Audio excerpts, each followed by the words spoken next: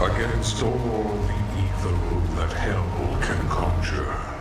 It's true we've seen Panic Button do some quite incredible things with the Nintendo Switch console, but bringing perhaps one of the most demanding ID Tech 7 games to the Nintendo Switch surely is a bridge too far, even for this amazing development team. I'm Mark Walker for SwitchUp. Thanks to Bethesda for providing the review copy. Is this Panic Button's pièce de résistance, or is this one destined to be eternally doomed? Ouch. Let's find out.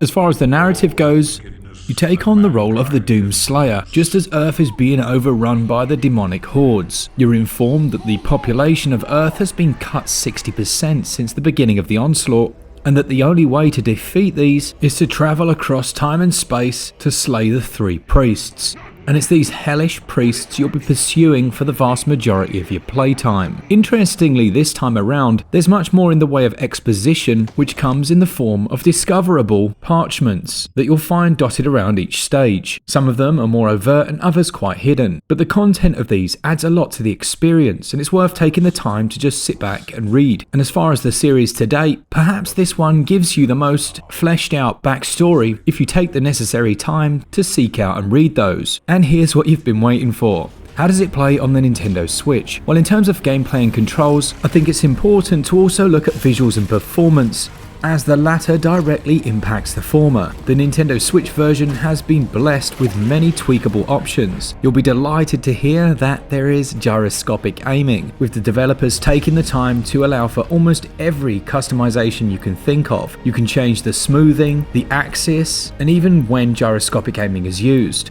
Sensitivities can all be independently tweaked, and it's worth noting that that gyro is some of the best I've seen. Now, as we know with the Nintendo Switch, there are the odd occasions where it may drift from time to time, but for the most part, it's very responsive. You'll move around your character with the left stick, using the right to adjust your camera, but then using that gyro for a bit of finite aiming, and it really works well. The Nintendo Switch version also comes with a few extra skins and a nice little welcome message and a thanks for being so patient if you're a Nintendo Switch player, as let's be honest, it's been quite a while. It's a nice little acknowledgement from Bethesda. The gameplay itself then is facilitated by 30 FPS, and while this might not sound overly impressive, when you consider the vast scale of some of the stages, Panic Button really have done a good job here.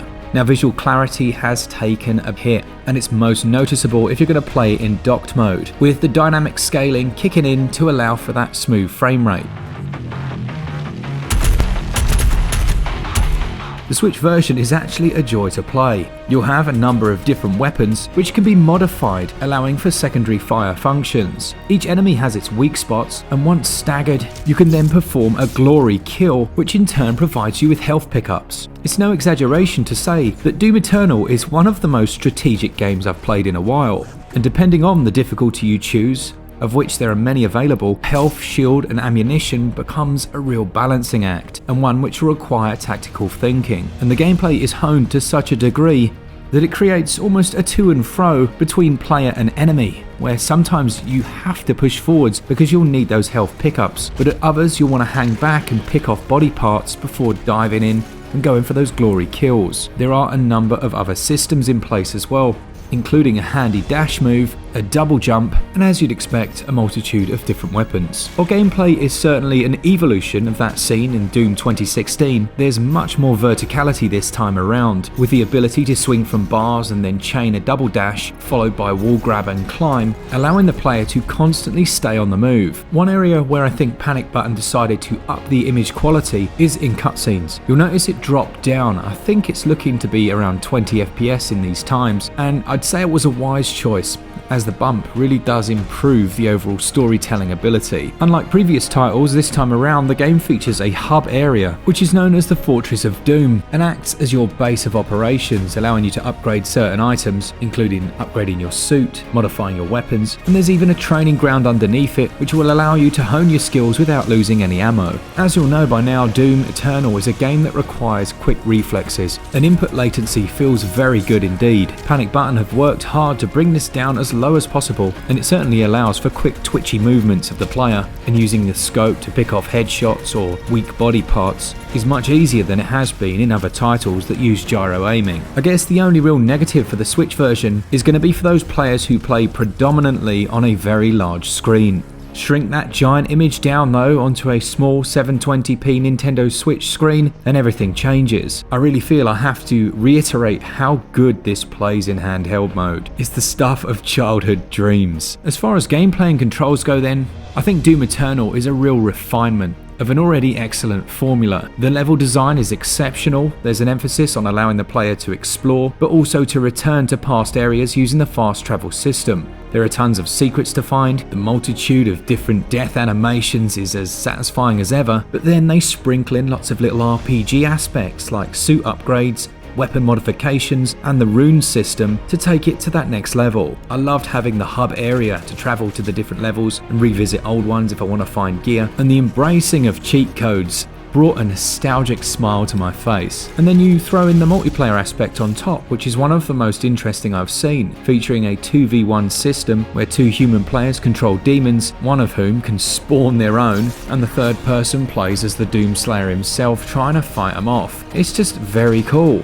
and refreshing to move away from perhaps the stale same old deathmatch. Because this is pre-release, I cannot speak about netcode or latency, but I'll make sure to update the top comment after the game's live. Gameplay for me scores 19 out of 20, and the controls, while not as good as a mouse and keyboard, are about as good as you can get on the Switch despite the occasional gyro drift. Control score 18 out of 20. I think Panic Button have basically shown us the absolute max that can be done with the Nintendo Switch in terms of visuals and performance using the ID Tech 7 engine. Clarity's not perfect, but it's a lot better than I've seen in other titles, and the constant 30 FPS frame rate in both docked and handheld creates a really enjoyable experience. The visual clarity and a touch of popping are noticeable, but I'm still overall really impressed. While they're not perfect, the Switch visuals are a hugely impressive achievement, and I give them 17 out of 20. And that just leaves audio.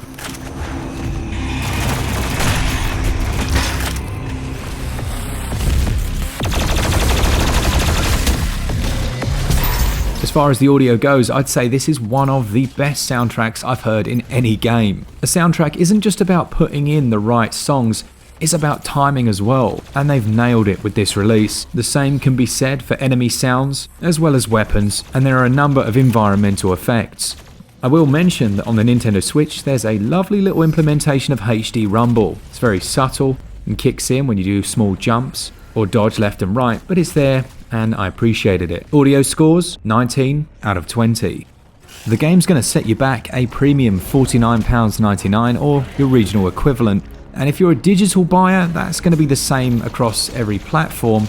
As many of you will know, Doom Eternal on the Nintendo Switch was originally slated to have a physical release, but for whatever reason Bethesda decided not to go ahead with that, and as such it's going to be available only digitally. That's a real shame, and in my opinion a missed opportunity for such a big game, especially when they're charging this price. Now while I know the digital price on other platforms is the same as this, I just see no reason, especially with Christmas coming up, for this not to be available on a cartridge. It's a very odd choice. This also doesn't ship with the DLC. That's supposedly coming at a later date. And while I really appreciate the work that's gone into making this, I can't help but feeling they've gone a touch on the high side. Perhaps $39.99 would have been the sweet spot this far after its initial launch. I'm sure you could argue both ways. Look, there's more than enough content here. It's an incredibly enjoyable game. If you manage to pick the game up though before the 22nd of December, then you'll get Doom 64 and the Rip and Tear pack absolutely free. You are not going to be disappointed sat in bed playing this one. There's tons to enjoy here. All things considered then, I give value 17 out of 20.